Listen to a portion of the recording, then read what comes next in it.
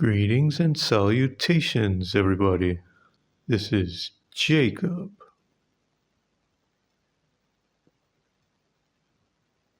Okay, so how the heck do we tame this beast, you ask? Smoke is billowing from my ears trying to solve this problem. Worry not, my friends. We'll get that smoke cleared in no time. By the end of this video, you'll know the ins and outs of this problem. Will somebody leave this video scratching their heads? Of course not. Not on my watch. Or maybe you've actually solved this problem and want to confirm your solution. Either way, let's get this show on the road, shall we? So how do we solve this problem? The million-dollar question. First, let's partition this distance to 3 parts. The first part of the journey will be a straight line from point A to some point on the curve. We'll call this point small a. Then the second leg of the journey will be the arc length of this curve from small a to some other point. We'll call this point small b. And from small b, the third leg will be a straight line again from small b to big B, the terminal point of our journey. So the first order of business is to determine these points, small a and small b. So how do we do that? In order to find the total minimal distance, then the line connecting big A to small a has to be tangent to the curve at point small a, correct? So the slope of the line connecting big A to small a has to be equal to the derivative of the curve at point small a. And the slope of a line, as we recall, is y2 minus y1 over x2 minus x1. So now we have f of a small a minus 0 over small a minus 0 equals the derivative of f at small a, which is f of small a over small a equals the derivative of f at small a, which is minus small a minus 3 squared plus 5 over a equals minus 2 times a minus 3. And we solve for small a, and we get small a equals 2.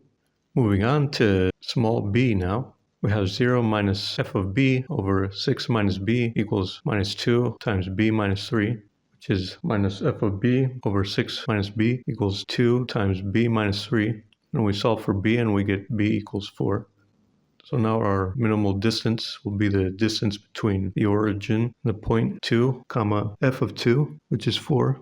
The arc length of our parabola curve from 2 to 4, and the distance between the point 4.4 and the terminal point 6.0. So the arc length of a curve formula is this right here. The integral from a to b, the square root of f prime squared plus 1 dx. So our arc length of interest is the definite integral from 2 to 4, the square root of minus 2x plus 6 squared plus 1 dx. Before we attempt to calculate this integral, let's make our life a little easier by getting rid of the stuff in the parentheses by making a change of variables. First, notice that because of the symmetry of the parabola, the definite integral of 2 to 4 of square root of minus 2x plus 6 squared plus 1 dx equals 2 times the definite integral from 3 to 4, the square root of minus 2x plus 6 squared plus 1 dx. And the arc length of this parabola from the endpoints 3 to 4 is the same arc length of the standard parabola y equals x squared from the endpoints 0 to 1, since these two parabolas have the same shape. So now we have 2 times the definite integral from 3 to 4, the square root of minus 2x plus 6 squared plus 1 dx equals 2 times the definite integral from 0 to 1, the square root of 2x squared plus 1 dx. Now we'll make the change of variables and we'll change the endpoints of the definite integral using the change of variables theorem. For definite integrals, we let u equals 2x, then du dx equals 2. So dx equals du over 2. When we plug in our limits of integration in our substitution formula to get the new limits of integration, now we have 2 times the definite integral from 0 to 1. The square root of 2x squared plus 1 dx equals 2 times the definite integral from 0 to 2. The square root of u squared plus 1 times du over 2. We bring out the 1/2 out of the integral. So we have the definite integral from 0 to 2. The square root of u squared plus 1 du. Okay, so this is the integral we have to evaluate. This is where the meat and potatoes of the video is, my friends. Integrating this is no walk in the park. So I suggest you grab a strong coffee, my guys and gals, an espresso preferably, or any coffee that floats your boat for that matter. And brace for impact, my friends, because this integral is quite a hornet's nest. Okay, so the first step to tame this beast is to make the substitution u equals tangent theta. And this is our reference triangle here. So du d theta equals secant squared theta, which is a derivative of tangent of theta. Du equals secant squared theta d theta. So now we have integral secant cubed d theta. And we'll write this as secant theta times secant squared theta. Now we'll use integration by parts.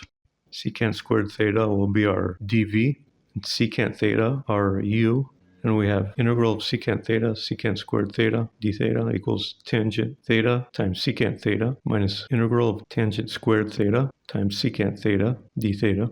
Since the antiderivative of secant squared is tangent theta, and the derivative of secant theta is tangent times secant theta. We use integration by parts again on the integral on the right side. This time our dv is going to be secant theta, and our u is going to be tangent squared theta. But how the heck do we integrate secant of theta? This is a hornet's nest in of itself, my friends. A hornet's nest within a hornet's nest. Oh yes. So now we multiply and divide secant theta with tangent theta and secant theta. And we have integral of secant theta times tangent theta plus secant theta over tangent theta plus secant theta d theta equals secant theta times tangent theta plus secant squared theta over secant theta plus tangent theta d theta. And we make another substitution, and we let v equals tangent theta plus secant theta. Then dv over d theta equals secant squared theta plus tangent theta times secant theta.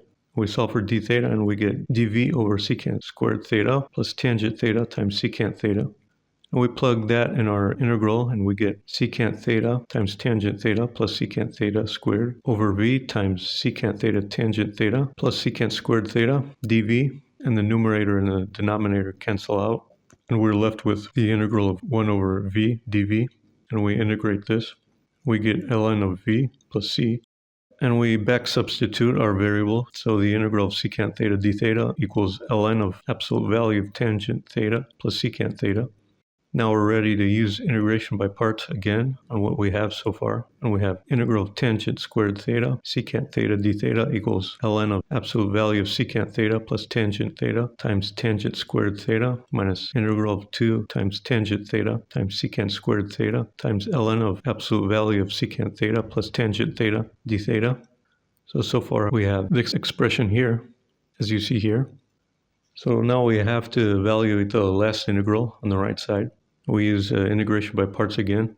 So now our dv for this integral is going to be 2 times tangent theta times secant squared theta.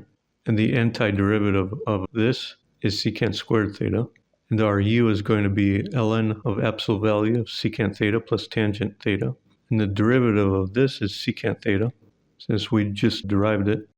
And so we have integral of 2 times tangent theta times secant squared theta times ln of absolute value of secant theta plus tangent theta d theta equals secant squared theta times ln of absolute value of secant theta plus tangent theta minus the integral of secant cubed theta d theta.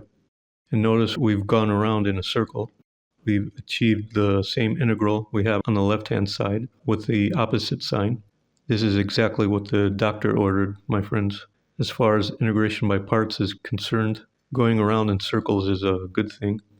So far we have this expression here, as you see here, and we bring the secant cubed theta d theta, we bring that integral we have on the right-hand side to the left-hand side, and we back substitute our variable, and we get 2 times the integral of square root of u squared plus 1 du equals u times the square root of u squared plus 1 minus ln of u plus square root of u squared plus 1 times u squared plus 1 times ln of u plus square root of u squared plus 1.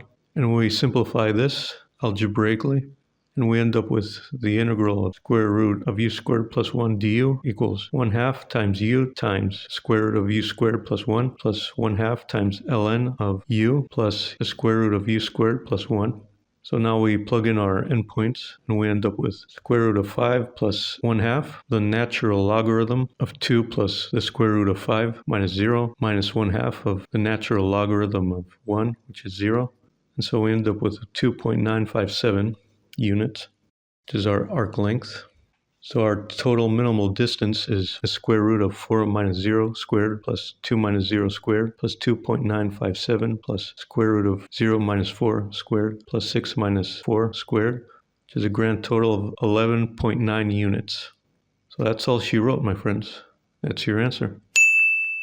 11.9 units, the minimal distance. What you expected or out of left field? Let me know in the comments. So that was a fun calculus puzzle, wasn't it, my friends? Oh yes. That was the first homegrown calculus puzzle on this channel, the first of many to come. You know, I was going to include another puzzle in this video, a puzzle similar to this one, but I scrapped it because it was a bit too complicated, and the answer to the problem was a bit too trivial to justify the complexity. So I ended up scrapping it and just going with this one. Besides, this one alone turned out to be hard enough. That integral gave me a bit more trouble than I expected. Sure, I could have just pulled out the antiderivative from the table base, but I decided against it because I would be depriving you guys and gals of a wonderful derivation of said integral. And we want to familiarize ourselves with various techniques on this channel anyway, in order to expand our abilities. So there's that too. And besides that, we don't back down from a challenge. We make liberal use of the phrase, hold my beer, or hold my pen, or hold my ruler, or any object of your choosing. If you're not a beer drinker, I'm not a beer drinker, but a meme is a meme, right, my friends? Oh yes. There will be no corner cutting on this channel. That goes without saying. Not on my watch. You guys know that by now. Of course, we're not going to be proving every single theorem we'll be using, but quite a lot of work will be done, my friends. That's for sure. This channel will be a safe haven for mathematical workhorses. Oh yes. So that's pretty much it. Comment down below what you think. If you like this puzzle, if you solved it another way. Keep the suggestions flowing like wine. I'll get to them eventually. Smash those buttons like there's no tomorrow. And I'll see you, my friends, in the next video. Bye-bye.